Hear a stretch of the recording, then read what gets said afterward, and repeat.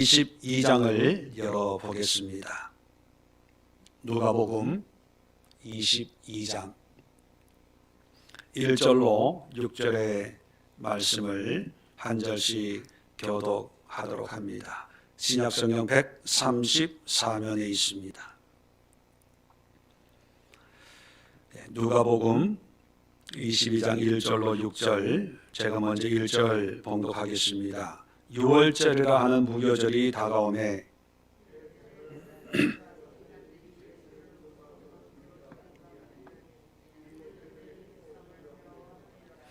열둘 중에 하나인 가룟인이라 부르는 유다에게 사단이 들어가니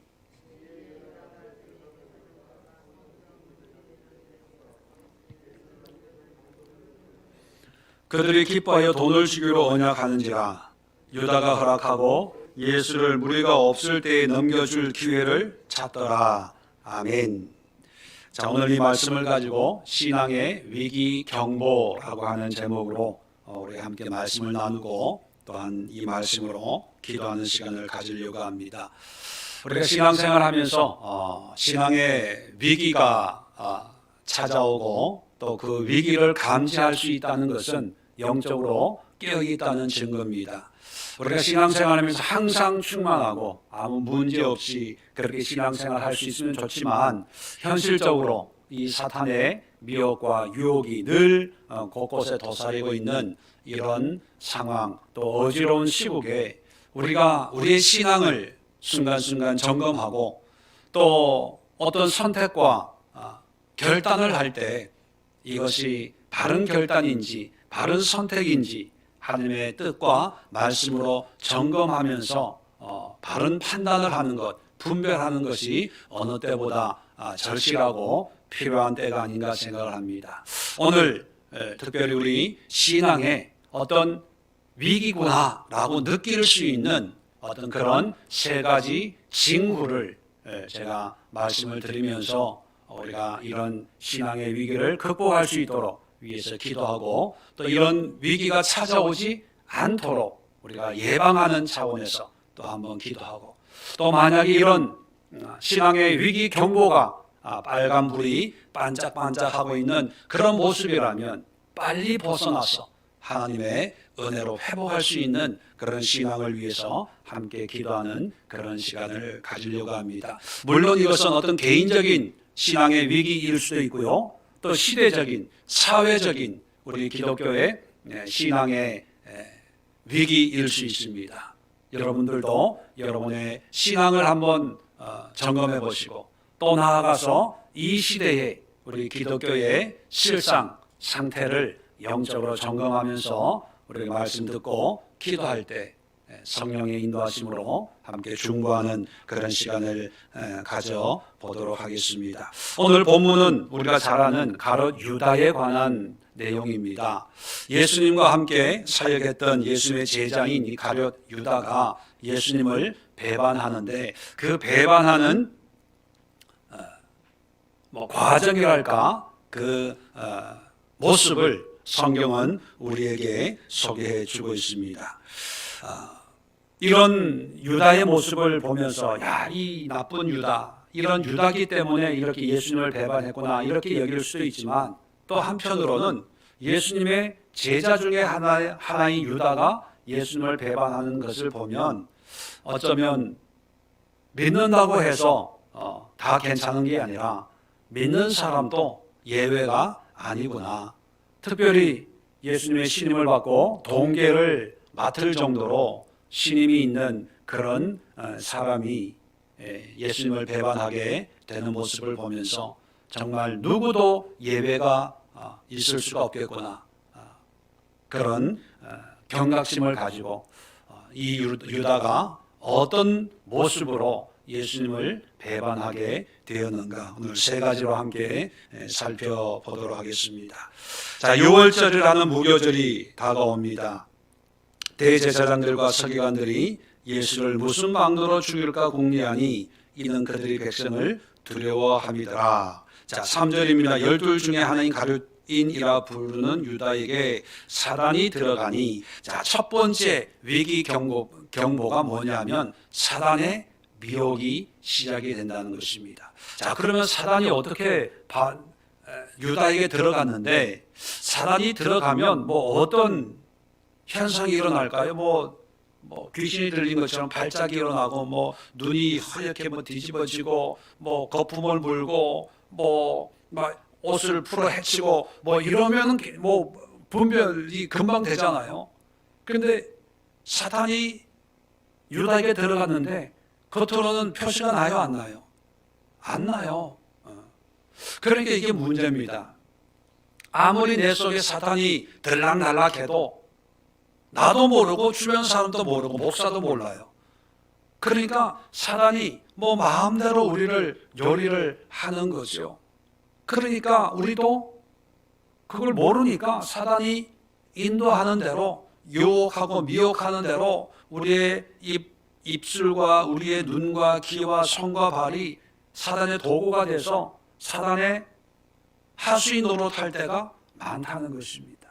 그러면 이 사단이 유다에게 들어갔는데, 이 사단이 유다에게 어떤 역사를 이루고 있을까? 물론 성경에는 그것이 잘 나와 있지 않지만 하나의 단적인 예를 하나 들겠습니다. 자, 사단이 들어갔어요. 들어가서 대제사장과 성전 경비대장에게 예수를 넘겨줄 방도를 의논하고 그들이 기뻐하여 돈을 주기로 언약하는지라. 자, 돈을 주기로 계약을 합니다. 혹시 여러분 얼마를 받고 예수님을 팔았는지 기억하세요? 예, 은 30에 팔았어요. 자, 은 30이라는 거 하나만 가지고 사단이 어떻게 역사했는지를 우리가 한번 생각해 보려고 합니다. 은 30에 예수님을 팔았다라고 할 때 은 30이 비싼 가격일까요? 싼 가격일까요? 네. 그런데 왜 예수님을 싼 가격 은 30에 팔았을까요? 예? 안 들려요. 마스크를 껴서. 은 30은 당시에 노예를 사고 팔고 할 때 거래되는 그런 가격입니다. 그런데 여러분, 2절에도 나와 있지만 대제사장들과 서기관들이 예수를 죽일 궁리를 하는데 함부로 손을 댈 수가 없어요. 왜요? 백성들을 두려워하기 때문에. 왜 백성들을 두려워합니까? 예수님을 따르는 사람들이 많다는 거예요. 6월절이면 전 세계에서 이제 6월절을 지키기 위해서 예루살렘에 모여드는데 3년 반 동안의 공생애를 통해서 예수님은 그래도 그 명성과 어떤 지명도가 전국적인 전국구가 됐다는 거예요. 그러니까 대제사장과 서기관들이 함부로 예수님을 잡아갈 수 없을 정도로 어떤 무게감이 있는 그런 존재가 된 거예요. 자, 그렇다면 이 대제사장과 서기관들이 예수님을 죽일 궁리를 하고 있을 때 여러분 같으면 물론 그렇게 예수님을 배반할 수는 없겠지만 여러분이 유다였다면 어떻게 제안을 하겠습니까? 은 30에 예수님을 넘겨주겠어요? 금 30에 넘겨주겠어요? 금 30이 아니라 300을 요구할 거예요. 왜요? 예수님이 눈에 가시잖아요. 대제사장들에게. 그렇죠? 인원만 없어지면 나라가 좀 조용할 텐데 라고 할 정도예요. 그리고 대제사장들이나 당시 종교적인 기득권을 가지고 있는 사람들의 눈에는 예수가 신성을 모독하고 백성들을 미혹하고 사회를 어지럽히는 어떤 악의 우두머리처럼 여겨지는 거죠. 자, 그래서 그 예수님을 죽이려고 하는 거예요. 어떻게 뭐 불러다가 야단치고 꾸짖고 이 차원이 아니라 얘는 안 돼. 그래서 없애버려야 돼. 잘라버려야 돼. 죽여야 돼 할 사람인데 함부로 할 수 없을 때 유다라는 사람이 나타나서 금 300을 주시오. 내가 해결해 주겠습니다. 이러면 하겠어요, 안 하겠어요? 하죠. 그런데 은 30에 계약을 했어요. 어떤 분들은 은 30에 예수님을 판 것을 어떻게 이해하냐면 경제적인 돈의 눈이 멀어서, 왜냐하면 통계를 맡았잖아요. 재정을 보다 보니까 재지에 밝아서 예수님을 팔았다 이렇게 이해하는 분들이 있는데 그건 본질과는 전혀 관계가 없고요. 재리에 밝았으면 은 30이 아니라 금 30이나 금 300에 팔았어요. 그런데 은 30에 팔았다는 것은 예수님을 대제사장이나 서기관들은 무리의 우두머리, 함부로 할 수 없는 큰 어떤 존재라고 여기는 반면에 유다는요, 하잘 것 없는 무가치한 존재로 여겨서 은 30에 계약을 하는 거예요. 다시 말하면 여러분, 사단이 어떻게 미혹하냐 하면 유다가 예수님을 3년 반 따라다니면서 선생님 랍비라고 그렇게 따라다녔잖아요. 그런데 마귀가 들어와서 미혹하면서 어떻게 미혹했냐 하면 소용없어. 3년 따라다녀 보니까 결국 별거 아니네. 소용없네. 뭔가 대단한 일을 할 줄 알았더니만 전혀 도움이 안 되네. 에휴, 무가치하다. 가치가 없어. 소용이 없어. 해봐도 의미가 없어. 무가치하게 여겨지는 거예요. 왜 무가치하게 여기게 만듭니까? 자기의 뜻대로 예수님이 역사를 안 하니까. 가룟인 유다라고 특별히 얘기합니다. 뭐냐면 가룟인 유다라고 하는 것은요, 이 열성파. 우리 식으로 얘기하면 독립투사와 같은 나라를 염려하고 걱정하는 그런 사람의 무리 중에 하나가 유다라는 거예요. 자, 이런 유다가 예수의 제자가 되어서 예수님을 따르는 목적은 하나입니다. 예수님이 이 나라를 로마로부터 외세로부터 독립시켜 주기를 기대했는데 정작 가이사의 것은 가이사에게, 하나님의 것은 하나님에게, 모든 권세는 하나님이 주셨기 때문에 순종해야 된다. 그리고 세금도 내는 거예요. 그리고 무력으로 뭔가 좀 사람을 모아가지고 오병이어 기적을 통해서 사람들이 벌떼처럼 모여가지고 우리의 왕이 되어주세요 하는데도 예수는 도망가 버려요. 그러니까 가룟 유다가 볼 때, 야, 이때가 그때다. 네. 바로 이때가 대권을 잡을 절호의 찬스다. 이렇게 여겨지는데 정반대로 행동을 하니까 이 사람은 별 볼 일 없는 사람. 자, 잘 보세요.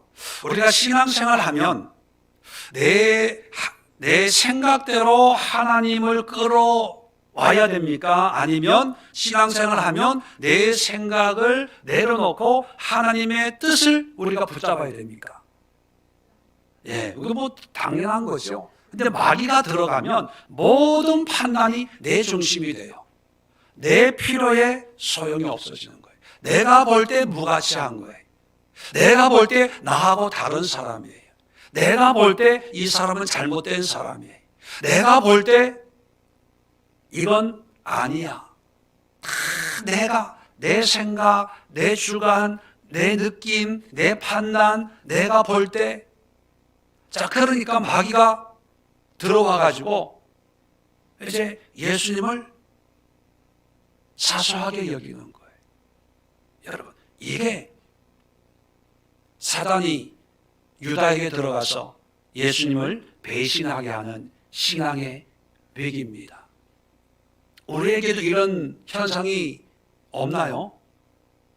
신앙생활 열심히 하지만 기도해보니까 별 수 없어. 신앙생활 해보니까 힘들어. 신앙생활 해보니까 하나님이 기도한다고 다 해결해 주는 것도 아니고 내 뜻대로 되는 것도 아니고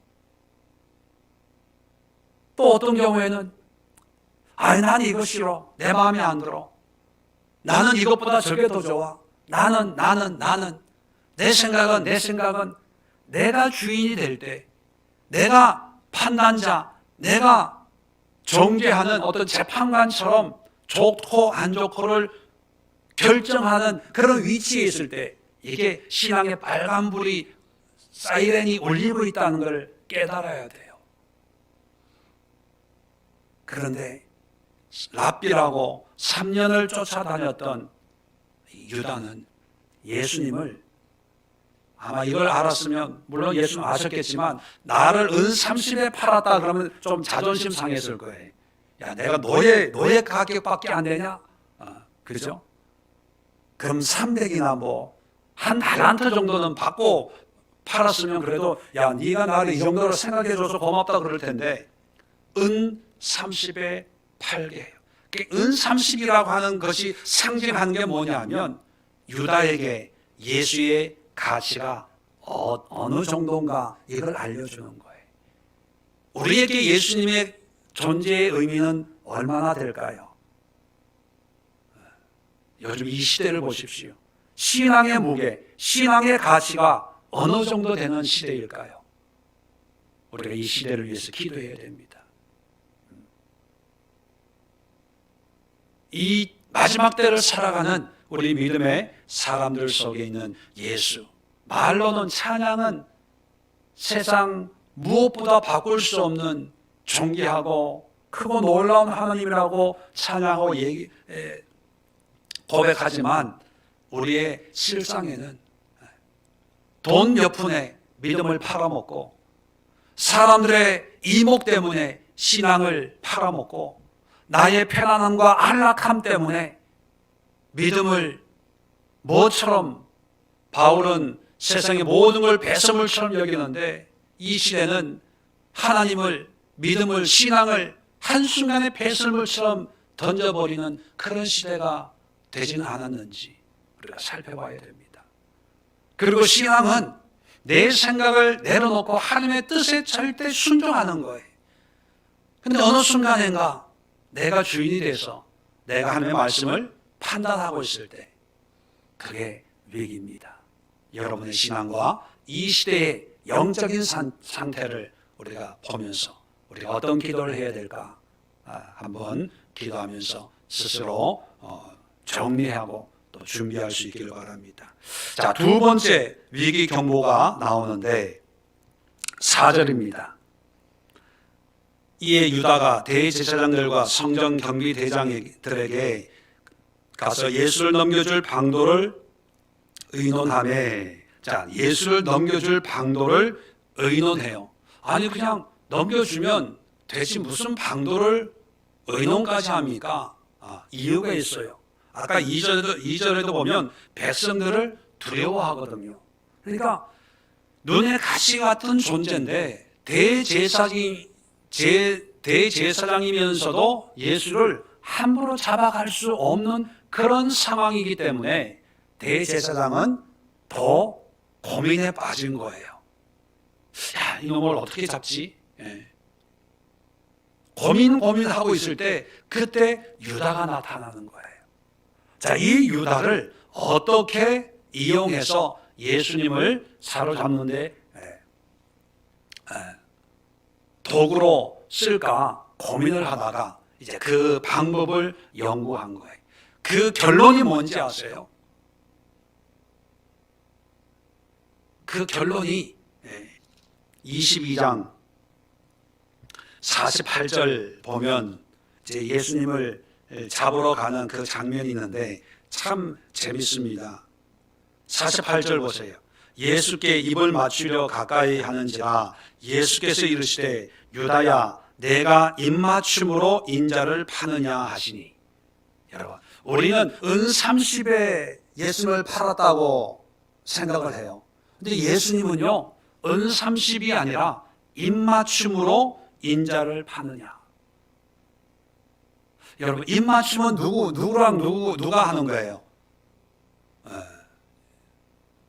뭐 요즘의 문화가 다르겠지만 아마 예수님 당시에는 가까운 사람들은 입맞춤을 해요. 사도 바울 서신에도 너희가 서로 입맞춤으로 인사를 하고 요즘 남자끼리 그랬다가는 큰일 나죠. 근데 고대 사회는 아주 가까운 사람끼리 반갑게 인사하는 게 입맞춤이에요. 그런데 예수님은 유다가 로마 군인들하고 예수님을 잡으러 오는 걸 보고 예수님은 입맞춤으로 네가 나를 파느냐. 그렇게 말씀하고 있어요. 예수님은 얼마에 팔렸다고 생각을 할까요? 입맞춤으로. 그 입맞춤을 여러분 한번 묵상해 보세요. 예수님과 가깝다는 것으로 예수님을 팔았어요. 그리고 대제사장과 서기관들은 이것을 이용해서 궁리해서 만든 방법이 입맞춤으로 예수님을 파는 거예요. 자, 이게 뭘까요? 여러분, 요즘에도 어떤 뉴스 이런 걸 보면 양심선언, 내부 고발 뭐 이런 말이 있죠. 내부 고발이라는 것이 어떤 의미입니까? 어떤 회사가 있는데, 그렇죠? 어떤 비리가 있는데 그 비리를 너무 잘 알고 있는 그 무리에서 양심선언을 하는 거예요. 사실은 이게 아닌데 우리가 의논해가지고 이것이 진짜라고 거짓말로 이렇게 했습니다. 그게 내부 고발자잖아요. 그리고 내부 고발자가 고발했으면 그게 정당성이 보장이 되는 거예요. 조사 안 해도 물론 자세하게 조사해야 되겠지만 관련돼 있는 사람이 양심선언을 했으니까. 자, 이 대제사장들과 유다가 고민하고 예수님을 백성들이 요동치 않도록 마가복음에는 밀란이 일어날까봐 두려워서 이 유월절은 하지 말자 이렇게 얘기할 정도예요. 밀란이 일어날 정도로 두려워했어요. 근데 이것을 잠잠하게 할 수 있는 방법이 뭐냐면 내부 고발자가 고발하는 거예요. 그 내부 고발자가 누굽니까? 유다예요. 입맞춤을 예수님과 했다는 것은 친밀한 거거든요. 끄리낌이 없는 관계라는 걸 얘기합니다. 이렇게 친하고 만나면 반갑게 입맞춤할 사람이 고발했어. 그러니까 정당성이 생기는 거죠. 백성들이 할 말이 없는 거예요. 제3자가 고발하면 자세히 조사해보고 그 사람 말이 맞는지 안 맞는지 먼저 확인해보고 예수를 잡아가지, 그 사람 말이 진짜인지 아닌지 모르면서 왜 잡아가지 이렇게 항의할 수 있잖아요. 근데 내부 제자가 이런 얘기했으니까 우리가 예수를 잡아서 좀 신문을 해봐야 되겠다 이러면 이게 되는 거예요.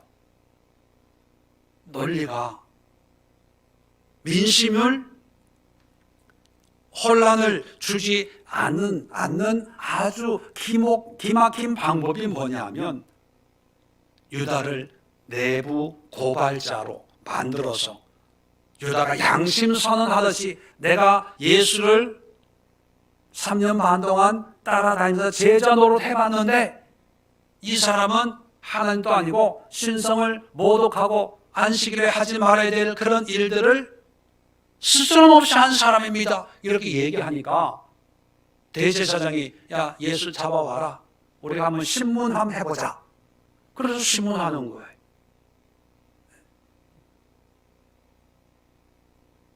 여러분, 이게 마귀가 이렇게 내부 고발자를 만드는 그런 마귀의 역사가 우리에게 뭘 의미하는 것입니까?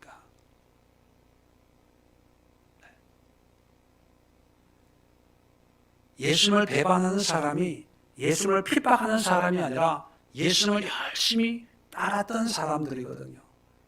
그런 사람들의 마음을 손바닥 뒤집듯이 뒤집어서 예수를 배반하게 하는데 그것이 뭐냐면 우리로 하여금 예수님을 따르고 기도하고 예배 드리고 있지만 믿어보니까 이건 아닌 것 같아. 해보니까 아니야. 그렇게 기도하고 그렇게 헌신해도 내 삶에 달라지는 건 없어.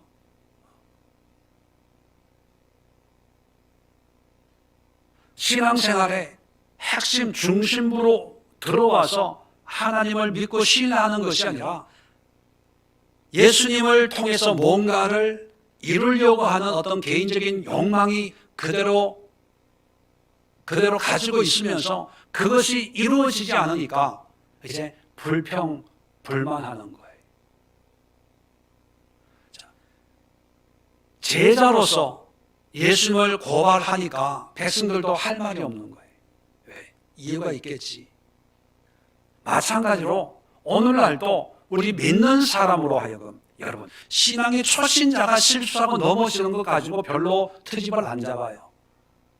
근데 목회자가 무슨 문제가 있다, 또 교회 중직들이 무슨 문제가 있다, 그런 걸로 마귀가 트집을 잡잖아요. 왜냐하면 이렇게 열심히 신앙생활하는 사람, 이런 사람이 이 정도니까 기독교는 다 맛이 같다, 이렇게 포장을 하기 위함인 거죠. 신앙의 위기 경보가 어디에 울리냐 하면 실존적 무신론이라는 말이 있습니다. 실존적 무신론. 겉으로는 하나님을 믿는다고 열심을 내요.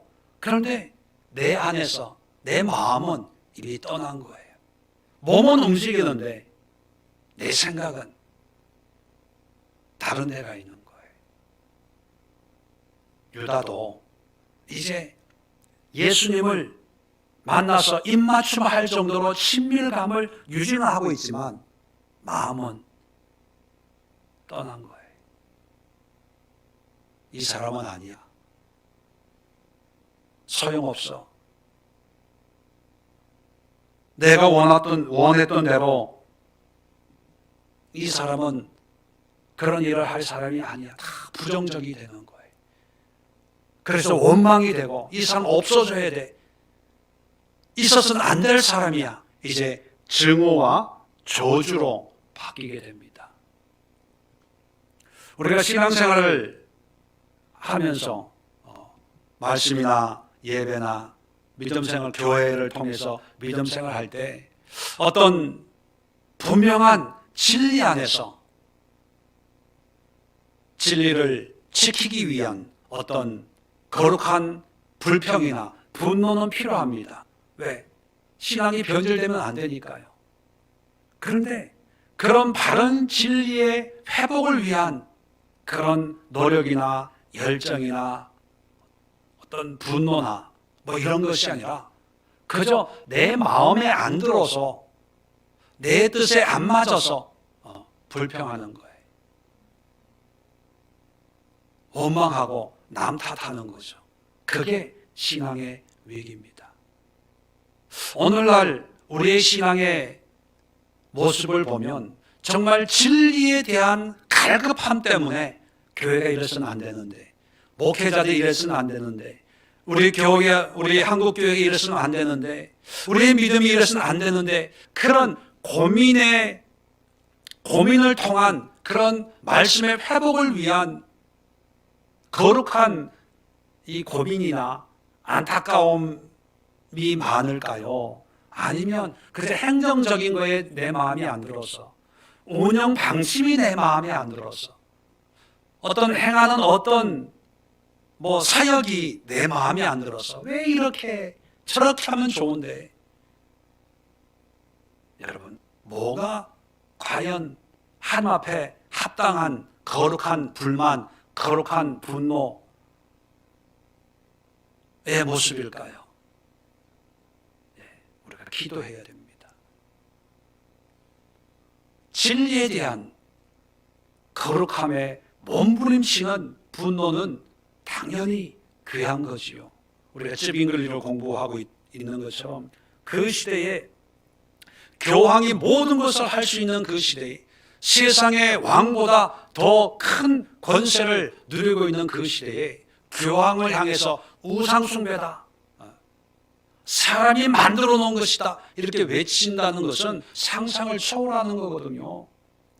그런데 일개 신부가 이름도 없는 찌빙글리 성도 쯔시예요, 쯔시. 그런 일개 사제가 그런 분노를 가지고 외쳤다는 것은 정말 대단한 일이지요. 우리에게도 그런 진리에 대한, 말씀에 대한, 성령에 대한 그런 갈급함을 통한 절규가 있어야 되는데, 과연 오늘날의 우리의 갈급함, 절규는 어떤 모습입니까? 어떤 교회는 직분 때문에 싸워요. 어떤 교회는 재정 집행 때문에 싸워요. 보조를 해주냐 안 해주냐, 왜 이렇게 하냐, 왜 저렇게 하냐. 뭐 우스갯소리로 어떤 교회는 피아노의 위치 가지고 교회가 반쪽이 난대잖아요. 왜 오른쪽에 놓지 왜 왼쪽에 놓냐. 그래서 어떤 목사님들은 피아노 위치를 바꿀 때는요, 한 번에 오른쪽에서 왼쪽으로 안 바꾸는데요, 한 주간 10cm씩 10cm 한 1년 만에 오른쪽에서 왼쪽으로 간대요. 자, 우스갯소리지요. 그것이 우리 신앙의 실체라면 이게 문제가 있는 거예요. 경고가 켜져 있다는 것을 우리 빨리 알고, 이것이 말씀에 대한 본질적인 분노인지 아니면 내 감정적인 분노인지 그 분별을 해서 마귀가 내 마음을, 우리를 미혹하고 있구나, 이럴 때 우리가 기도해야 되는구나, 이럴 때 우리가 회개하고 죄를 뒤집어 쓰면서 하나님의 은혜를 구할 때구나, 이걸 빨리 알아야 되는데 끼리끼리 모여가지고 이제 어떻게 하냐면, 자, 세 번째 봅시다. 자, 세 번째, 돈을 주기로 언약을 하고, 6절입니다. 유다가 허락하고 예수를 무리가 없을 때에 넘겨줄 기회를 찾더라. 자, 예수님을 넘겨줄 기회를, 이제 배신할 기회를 찾는데 사람이 없을 때, 겟세마네 동산에서 기도하고 내려오는 일부 제자들만 예수님을 따르고 있을 때 그 기회를 노리는 거예요. 많은 예수님의 추종자들이 이제 다 집으로 돌아가고 예수와 그 제자들만 남아있을 그때를 이제 노리고 예수님을 이제 배신하게 되는 거죠. 여기에서 우리가 무리가 없을 때, 보는 눈이 없을 때예요. 보는 눈이. 마귀가 미혹을 하는데 이제 사람을 의식하게 해요. 그래서 사람이 안 볼 때 우리가 이걸 은밀성이라고 해요. 은밀성. 사단의 미혹의 은밀성입니다. 사단은요, 항상 은밀하게 일을 해요. 다른 사람한테 얘기하지 마. 우리만 뭐예요? 우리만. 집사님, 권사님, 우리끼리 얘기인데 이게 은밀성인데, 이 은밀성이 신앙의 경고등이에요. 왜냐하면 하나님은 우리의 죄악이든지 허물이든지 이거를 오픈하기를 원하세요. 드러내기를 원하세요. 왜? 빛이기 때문에. 빛은 뭐예요? 뭐든지 드러나게 해요. 잘된 것도 드러나게 하고 못된 것도 드러나게 해요. 드러나야 치료가 일어나고, 드러나야 이것이 하나님의 영광인지 알기 때문에 좋든 안 좋든 이게 드러나게 하는 것이 하나님의 역사예요. 회개라는 게 뭐예요? 죄를 고백하고 드러내는 거예요. 드러나면, 빛 가운데 드러나면 더 이상 마귀는 역사를 못해요. 그런데 이 마귀는요, 반대로 은밀성이 있습니다. 어둠이기 때문에. 어둠은 감춰지는 거잖아요. 자꾸 덮으려고 해요. 포장하려고 해요. 변명, 핑계, 포장. 우리가 주일날 살펴봤지만 외식하는 것, 겉과 속이 다른 것도 포장이거든요. 이게 죄라고 말씀을 드렸고, 이것이 성령을 모독하는 거라고 말씀을 드렸어요. 왜 모독하는 거냐 하면, 성령은 우리의 죄를 드러내는데 외식은 성령의 역사에 반대로 자꾸 덮으려고 포장하려고 하니까 성령의 감동을 따라서 행동하지 못하게 성령을 모독하는 게 외식인 거거든요. 그래서 이 유다가 이제 마귀가 들어와 가지고 이제 은밀하게 예수님을 팔기 위해서 무리가 없을 때를 찾는 거예요. 마찬가지입니다. 우리 신앙의 위기를 보면 사람들이 많이 모여서 은혜 받는 것보다는 몰래 소수의 사람들이 모이는 그런 곳을 선호한다면 이게 위기예요. 신천지나 통일교나 뭐 이단들이 주로 쓰는 방법이 뭐예요? 집에 우리가 이런 데 간다고 얘기하지 마. 알리지 마. 다른 사람들이 알면 곤란해지니까 당분간은 아무도 모르게 그냥 일반 교회 간다 그러고 우리 성경 공부하러 와. 이단들이 하는 게 다 그거예요. 드러나지 않게 은밀하게. 일반적으로 교인들이 다른 교회를 가면 뭐 자기 소개를 한다든지 뭐 등록을 한다든지 떳떳하게 어느 교회 다니다가 이렇게 왔습니다. 이렇게 얘기하잖아요. 집분도 뭐 내가 집사였습니다. 권사였습니다. 근데 신천지는 자기 자신을 드러내요, 안 드러내요? 안 드러내요. 그래서 숨어서 몰래 하는 건 다 이게 마귀의 역사거든요. 왜? 깨끗하지를 못하는 거예요. 자, 우리의 신앙도 우리의 신앙이나 믿음이나 우리의 삶을 궁금해하지 않는 사람들한테 떠벌릴 필요는 없지만 성령의 감동을 주실 때 에클레시아에서 나눔을 할 때 하나님이 나에게 이런 감동을 주셨는데 내가 많이 회개했습니다. 나의 약함이 드러나고 내가 회개하며 눈물을 많이 흘렸습니다. 내가 이런 사람인지 그전에는 몰랐어요.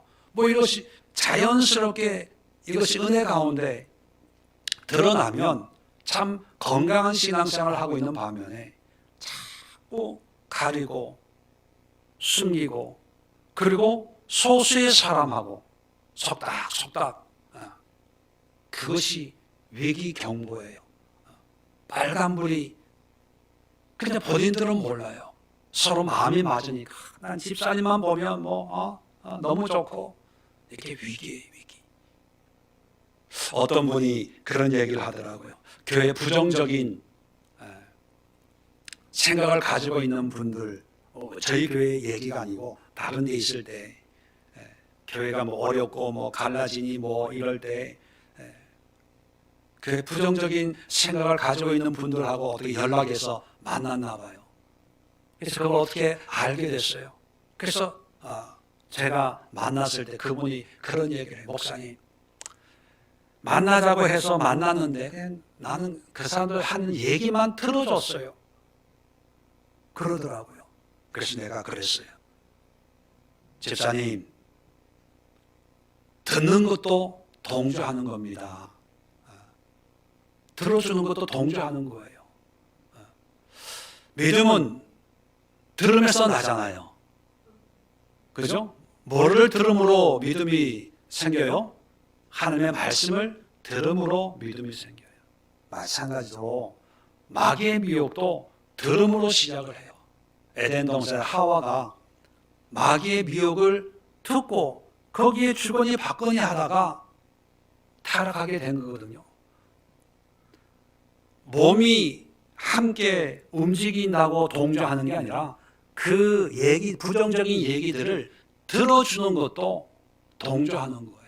그 얘기는 뭐냐면 아예 빛과 어둠이 하나가 될 수 없는 것처럼 섞일 수 없는 것처럼 어둠의 역사에 우리가 동조해서는 동참해서는 안 되는 거예요.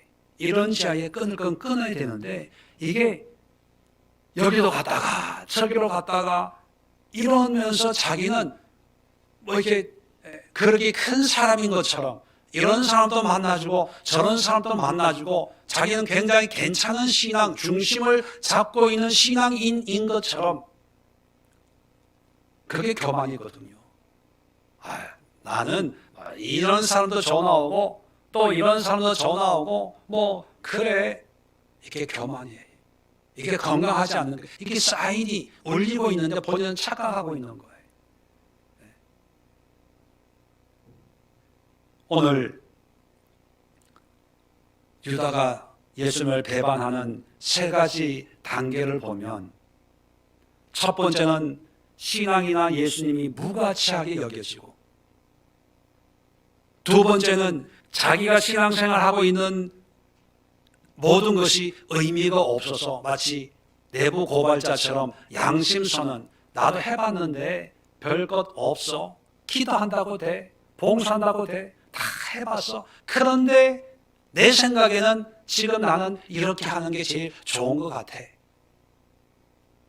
그런 현상도 문제고, 세 번째는 은밀하게 드러나지 않게 사람의 눈을 의식해서 사람들이 보지 않는 곳에서 뭔가 이루어가는 이 모습들이 바로 유다는 예수님을 배반하는 그런 아주 사악한 어떤 신앙의 모습으로 발전을 했고, 또 어떤 사람들에게는 점점 자기도 모르게 하나님의 은혜에서 멀어지게 하는 그런 역사들도 있고, 어떤 사람은 내가 그런 삶을 살고 있고 그런 신앙을 가지고 있는 줄조차도 모르면서 그것이 신앙생활, 그것이 교회생활, 그것이 믿음생활이라고 착각하면서 그렇게 신앙생활을 또 자기 나름대로 열심히 하는 그런 모습들이 있습니다. 말씀드렸죠. 유다는 예수님을 은30에 판 것이 아니라 입맞춤으로 팔았어요. 친밀함 속에 팔았어요. 가까운 관계 속에 팔았어요. 이게 무서운 거예요. 네. 여러분, 오늘날 우리의 신앙도 한번 되돌아보십시오. 날마다 하나님과 대면하고 입맞춤을 한다고 하면서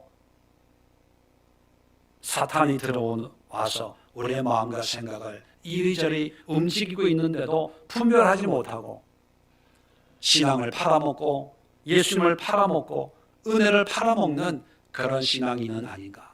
또 이 시대를 한번 보십시오. 교회는 많고 믿는 사람들은 많고 직분자들은 많은데 과연 그들의 신앙이 유다와 같은 사람은 없을까? 유다만 예수를 팔았을까? 오늘날의 신앙인들은 다 건강한 신앙일까? 우리가 살펴보면서 참 무거운 마음으로 우리 자신을 위해 기도하시고, 우리 한국 교회를 위해서 기도하시고, 한국 성도들을 위해 기도하시고, 이 마지막 때에 믿음의 사람들을 위해서 우리가 그들을 지키고 보호하고 중보 사역자, 기도의 사역자의 마음을 가지고 이 땅의 마귀의 역사들을 우리가 파쇄하면서 거룩한 신부의 그런 신앙의 회복을 위해서 우리가 함께 기도하는 그런 시간을 갖도록 하겠습니다. 우리 비대면으로 영상을 통해서 기도하는 분들도 자리에서 우리 함께 오늘 말씀을 참고하면서 마귀의 미혹에 넘어지지 않고 신앙의 위기 경고를 빨리 깨달아서 하나님의 건강한 은혜로 회복하는 그런 신앙과 그런 시대를 위해서 함께 마음을 합쳐서 기도하는 시간